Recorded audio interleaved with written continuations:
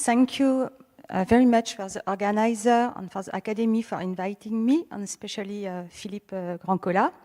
And I am sorry to talk about a less appetizing subject than less to talk to finish at the time as everybody is very hungry. But my talk is entitled The Impact of Climate on the Winter Strategies of Insects. Functional traits such as egg load, or size, wing shape, or longevity are related to the ecological role of a species and its interactions with the environment or with other species, especially those that exploit the same resources, thus belonging to the same ecological guild. Niche theory predicts that inside an ecological guild, species which exploit similar resources in limited quantity generally cannot coexist due to competitive exclusion. But if they do coexist, it is thanks to at least partial differentiation, like spatial, temporal, or resource partitioning in their realized niche space. Divergence in functional traits among species of an ecological guild can thus be a consequence of interspecific resource competition. Conversely, strong environmental filters, like temperature or humidity, can induce convergence in life history traits of species sharing the same environment, constraining trait value to a narrow range. The relative strengths of these opposing forces vary year to year in same area or according to the environmental context of different biogeographical regions. Winter is a turning point for organisms in temperate areas which need to develop overwintering strategies. On this picture, you can see frozen ladybugs. Insects are ectotherms and are therefore particularly sensitive to temperature variation. Faced with the seasonal variation in temperature, there are different possible strategies. Winter can be evaded by migration, as you can see in the monarch butterfly, or resisted either by diapause, which is a developmental arrest in response to environmental signals, mainly temperature and photoperiod. And on the picture, you can see diaposing aphids in pine needle. Here, it's aphids. Another winter resistance strategy is the ability to maintain activity thanks to physiological thermotolerance or behavioral thermoregulation. Costs and advantages of the strategies diapause and maintain activity can vary according to environmental condition and especially temperature. So at a period where there is an increase of temperature, we can think that diapause will become more and more costly. Oh, sorry. Winter condition can induce convergence in winter strategies of species belonging to the same guild, because for all of these species, the diapause will become more and more costly. So I will speak first about the evolution of overwintering strategies under winter warming, then about the thermotolerance capacities of species which remain active during the winter, third, about the interest of plasticity to resist to winter warming, and finally about the interest of increasing plant diversity to develop insect resilience to winter warming. My main study model are the parasitic wasp, which develop with the parasitoid way of life. As in this well-known picture, ceci n'est pas une pipe, we can say that this is not always an aphid. Indeed, when a female parasitoid lays an egg inside an aphid, the larva of the parasitoid develop inside the aphid, eating it slowly and killing it at the end of its development. The dry skin of the aphid, here, called a mummy, shelters a parasitoid nymph which will provide a new adult parasitoid after emergence. Most of parasitoids are Hymenoptera and are minute species, with a few exceptions, like the Megarissa wasp, which can reach 80 centimeter longs, including the ovipositor, of course. Around 100,000 species were described, and most of the insect species can be the host of at least one species of parasitoids. We are working on a small guild of aphid parasitoids, around 8 different species, attacking mostly 3 species of aphids and in cereal fields. The second guild of arthropods that we are studying are the ground-dwelling predators that we can find also in cereal fields, including carabid beetles, rove beetles, and spiders, if I am allowed to introduce them in this congress, especially reserved to insects. We are working on the long-term ecological research Armoric, an area in Brittany, north of Brittany, with contrasting agricultural landscapes from open intensive fields to bocage, characterized by smaller fields surrounded by hedges. For the first part, the evolution of overwintering strategies under winter warming, we first observe an increase in mean temperature from the 50s to nowadays, but most important, and you can see especially the shift between the 1980s to 1990s. And most importantly, we also show a strong decrease in the number of icy days during the winters since 1990s, with now less than 3 icy days during the winter time, so nearly no more. And as aphids remain active during all the winter in west part of France since around 1990s, it was not well documented, but it is something like that. And as temperature increases, we can propose the following hypothesis. More and more species of parasitoids and ground-dwelling predators will stop the diapause strategy and will remain active during the winter season. Indeed, many studies that have begun to focus on the consequences of rising temperature assume that change in diapause or volatilis may be expected. But at this time, not so many studies have shown that.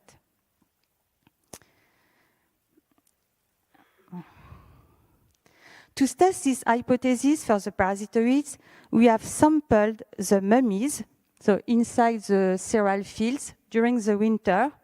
The cereal fields are a lot of flower during this winter. It was done each year since 2009. All the mummies were kept in the lab until parasitoid emergence. The aphid host and the emerging parasitoid were identified to build food webs.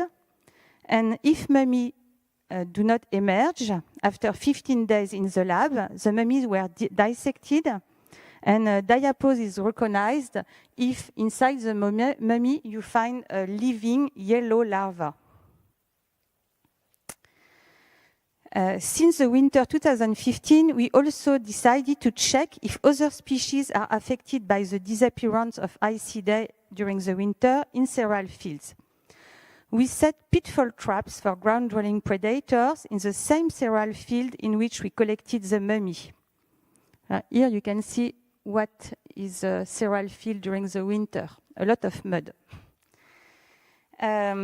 We observe the contents of these traps every 3 weeks during the winters. And in the literature, it was assumed that all the ground-dwelling predators are in diapause. So it's why we have not the idea to check before. As a result, here you can see a food web. So below you have the aphids, so the different aphid species with their relative proportion. And above you have the parasitoids, the different parasitoid species with their relative proportion. And here the interaction, this parasitoid is parasitize this aphid. And that is a typical winter community of aphid and parasitoid, which has been observed for the last 30 years, and we observed that also in 2009. So during this winter, it was possible to find 2 species of aphids, which begin to reproduce parthenogenetically during the winter 30 years ago.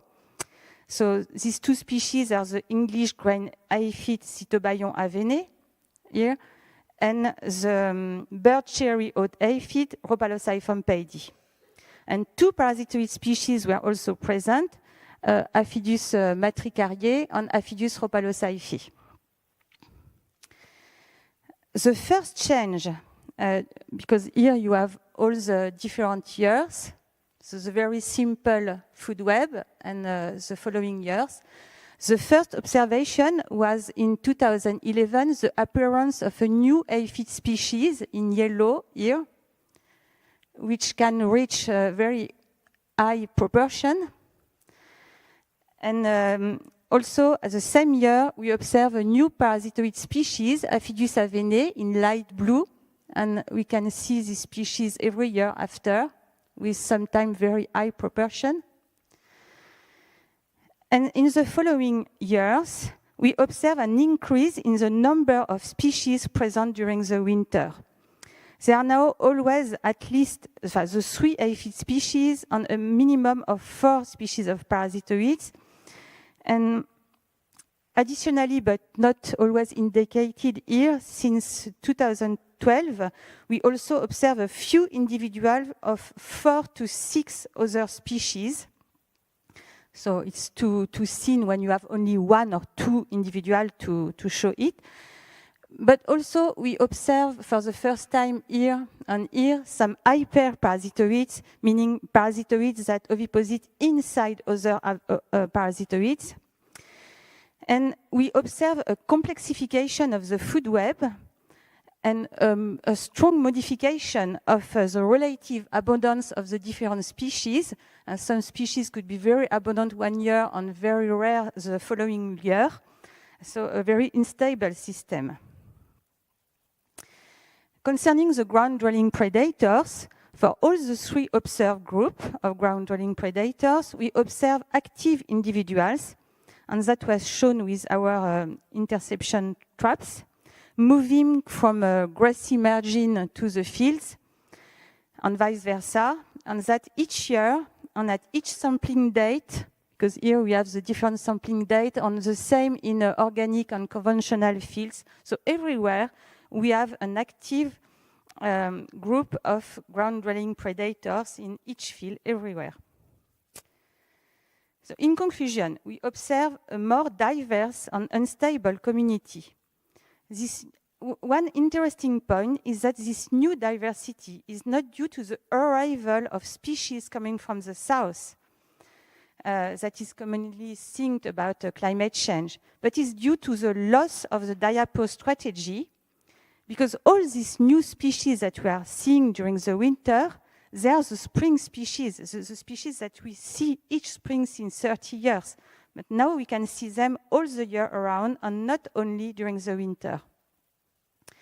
And also we observe more than 50 species of ground-dwelling predators alive during the winters, and a change in relative abundance of the species over time, showing a strong interspecific competition. So we observe a convergence among species for maintaining their activity during the winter following the disappearance of icy days. For these species, which begin to remain active during the winter, the selection pressure will be now the resistance to cold temperature, especially to extreme cold events whose frequency and strength are predicted to increase. Also, there is an increase of the mean temperature. The temperature can be higher in mean, but you are not at the shelter to have extreme cold events. So this can be achieved by different mechanisms grouped under the term of thermotolerance. So for this second part, it's necessary to define thermotolerance. Insects, as exothermic organisms, are greatly influenced by the ambient temperature, and their survival at unfavorable thermal conditions is governed by their intrinsic thermal tolerance, which is also called physiological thermotolerance, and or by their capacities of thermoregulation. Physiological thermotolerance, which is characterized by the performance of an organism in function of temperature, is defined by two critical thermal limits, the Ct min and the Ct max. At temperature below Ct min or above Ct max, there is no more performance. Physiological thermotolerance is linked to internal factors such as type of life, cycle, or size, or different molecules, and to external factors such as environmental conditions in which the organism is living. Behavioral thermoregulation is defined as the use of habitat features to regulate the internal temperature and can be achieved by modification of activity, selection of microhabitats, or use of physical posture.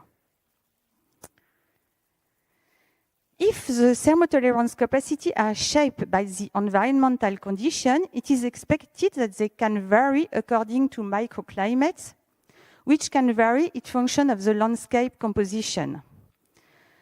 Two opposite theories exist, one saying that open landscapes are colder than wooded landscapes, and the second that wooded landscapes are colder than the open one. So we need to check that first. But in any case, both theories say that temperature will vary between landscape types. So we can have the following hypothesis. If temperature vary according to landscape types, the physiological thermotolerance may depend on this landscape type. And the second hypothesis is that if organisms are capable of behavioral thermoregulation, they will depend less on physiological thermotolerance. And we tested this hypothesis on aphids, predators, and parasitoids with population issued from a gradient of different landscape types. To test that, we observe the different insect species on a glass tube. So here is a glass tube in which temperature is regulated by an ethylene glycol bath. And the tube was placed in a vertical position for aphids or to test parasitoids, but horizontally to test the predators that are unable to maintain themselves on glass. The temperature of the bath was decreased progressively, and we measured different parameters from the end of spontaneous movement to complete chill coma. So according to the species, we have different types of measures that are more or less adapted to the specific species.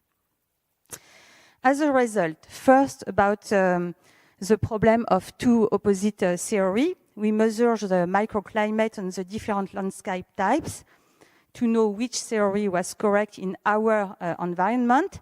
And our results showed that both theories are finally correct. But because open landscape present a higher mean temperature, but it's also in such landscapes that the coldest extreme are met. As a result, for physiological thermotolerance of aphids, we observe a significant effect of landscape with more tolerant aphids in wooded landscapes, showing that the aphids are more sensitive to the mean temperature of the landscape, and they are more resistant in the environment with the coldest mean temperature. For parasitoids, it's completely the contrary. So here you have the Ct min in the spring and in the winter. So in the spring, it's not significant. So it shows that it's plasticity and not local adaptation. And in the winter, it is highly significant. But individuals from open landscapes are more thermotolerant than zones of woody landscape, meaning that parasitoids are more sensitive to the extreme temperatures than to the mean. So exactly the inverse that the aphids. And for carabs, we test different species. Here you have the result for 4 different species. And there is no consistent effect of landscape on carabid's thermal tolerance. Whatever the kind of CT means that we measure. Then, in conclusion, at the community level, we observe that for the different species of aphid and parasitoids, there is a landscape effect on physiological thermotolerance. There is no effect of landscape on physiological thermotolerance of carabs, probably because they are more mobile and escape to thermal stresses by behavioral thermoregulation. The parasitoids are able of behavioral thermoregulation by host manipulation, and the aphid have their own capacities of behavioral thermoregulation, but I have no time to present the method on the specific result about that. But the conclusion is that all species have at least some plasticity to resist to change in temperature. We also conduct metabolomic analysis between diaposing and non-diaposing parasitoids to observe which kind of compounds could be involved in physiological thermotolerance. We measure the rate of different hormones, such as juvenile hormones or diapose hormones, on the cryoprotectants, such as glycol, trihalose, or lipids. And we obtain a clear separation between diaposing in blue and non-diaposing individuals, showing that the strategy maintaining activity is linked to the production of particular molecules. So, in conclusion of this second part, maintaining activity during the winter seems to be possible by plasticity in the production of cryoprotectant and thanks to behavioral plasticity. However, is this plasticity sufficient to resist winter warming? And more generally, is behavioral plasticity sufficient to cope with human perturbation? So we summarize that in this publication. IREC are defined as human-induced rapid environmental changes and include climate change, pollution, habitat fragmentation, overexploitation of resource and habitat loss. And it was shown that IREC induced multiple plastic and genetic response, and that plastic response appeared generally first. Here you can see that plastic response were shown first in a large range of taxa, like bird, insect are inside, mammals, reptile, amphibian, is involved in a large set of behavior like reproduction, movement, but you have here thermoregulation. Also in response to different stimulus like temperature, precipitation, wind, and at different time scale, weeks to years. But for thermotolerance especially, here you can see in black at the top the line showing the perfect compensation of the modification of temperature, and at the bottom in black what happens if you have absolutely no plasticity. And here with the colored line you have the different taxa, and you see the yellow or orange line là. Here it's insect, meaning that the plasticity level remains very low compared to what should be necessary to compensate the stresses induced by climate change. So confronted by this situation and by the general observed decline of insect population, what can we do? Different ecological theory affirms that increasing habitat and plant diversity will increase insect resilience to IREC, and in the case of our research, to winter warming. In particular, it is predicted that an increase of plant diversity will increase arthropod diversity, and which increase the diversity at higher trophic levels, including predator and parasitoids, but also birds. So we tested this hypothesis in our system of cereal fields by planting a flowering strip here during the winter around the field, which can provide three positive effects. First, microclimatic shelters for all the organisms, because these plants are a lot of higher than the wheat, which is very loud during the winter. Second, provide alternative hosts for predator and parasitoids at the time they are not arrived in the field. And nectar resources from parasitoid species. Indeed, the parasitic wasp, most of the species need to feed from sugar, and especially nectar flower during their adult life. It can increase their longevity by from 2 days to 3 weeks, so it could be very long. And here you can see Aphidus female feeding on nectar of buckwheat flower, which can flourish now in winter in Brittany. For such experiment, we benefited from the fact that there are an increasing number of plant species able to flourish during the winter in the west part of France. Here you can see a field, winter cover of mustard in flower between December to the end of February, and could be at close proximity to cereal fields. We have first checked that effectively the temperature is higher in this flowering strip, because it was a theory, we have checked that. Especially there are less extreme temperature. We also observe an increase in the parasitism rate at proximity of flowering strip. And we observe an increase in the total abundance of predators, but also on the diversity of the species close to the flowering strip or the grassy margin. So conservation biological control is defined as the management of the environment to maximize the effect of natural enemies on pest population. All our studies show that winter warming could benefit to conservation biological control in temperate areas by synchronizing natural enemies and insect pests at the beginning of the crop growth. Because here you can see in winter, the wheat is very small, but the aphid, which are now completely active during the winter time and reproduce quite quickly, they arrive as soon as the wheat is 4 centimeters high, so at the very beginning of the growth. But if you settle population of parasitoids in the flowering strip before the arrival of aphids in the cereals, they can take care of this aphid.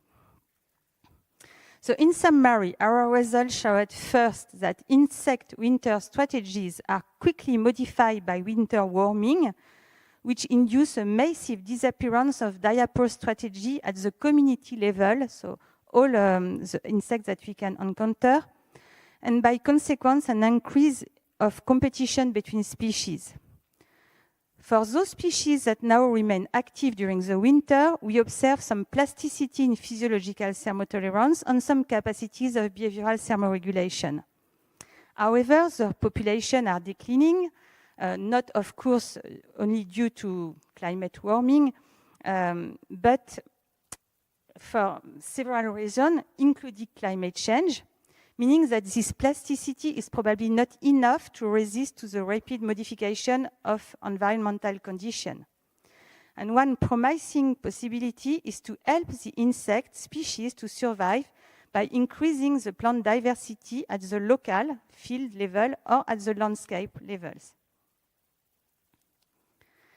So all these researches were funded by different programs, from European to national ones, and are conducted by different PhD students, like Kevin Tougeron, Maxime Damien, Thiago Andrade, and recently Emma Jevons.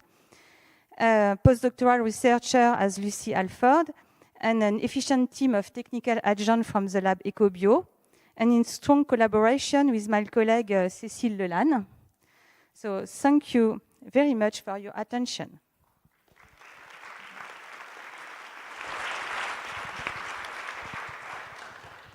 Thank you. Do we have questions?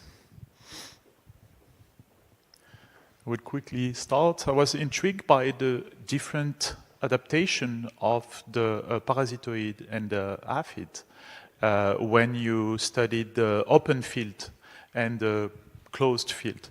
To me, it looks like it's kind of counterintuitive because you would expect the pest to, well, the parasitoid to chase and follow the target, while in fact it seems that you see a complete different strategy according to the type of land. So how do you interpret that? Well, it's quite difficult. We think that the aphids, they are more sensitive to the mean temperature because they can also move to find a sheltered habitat.